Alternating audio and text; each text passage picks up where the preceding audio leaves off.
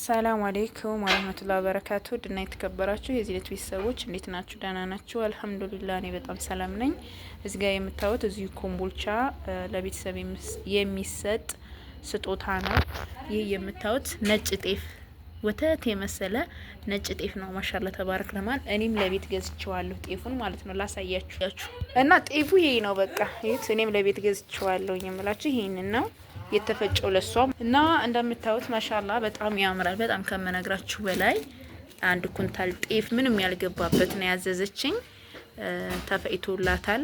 እንጀራውንም ተወዷል ብዬ ተስፋ አረጋለሁ። እዚህ ጋር ደግሞ ኦስማርት 50 ኪሎ ዱቄት አለ። ዱቄት በጣም ጨምሯል ጀማ።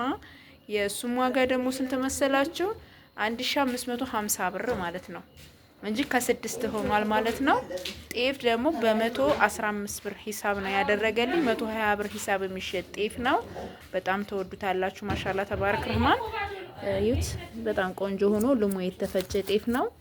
ማሻአላ ተባረክ ረህማን እና የማዳበሪያና የማበጠሪያ የትራንስፖርት ሆኖ 600 ብር አለው ከነ ማበጠሪያው ማለት ነው። እና በ115 ብር ሂሳብ አብዙት ማለት ነው። ማሻአላ ተባረክ ረህማን አጠቃላይ 16670 ብር የፈጀ ነው ይሄ የምታዩት ማለት ነው። ለቤተሰብ የሚሆን ስጦታ እዚሁ ኮምቦልቻ ነው ማለት ነው።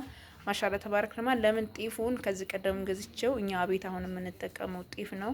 እንጀራው በጣም ያምራል። ማሻአላ ተባረክ ረህማን። በዛ ላይ ደግሞ ለስለስ ያለ ነው ማለት ነው።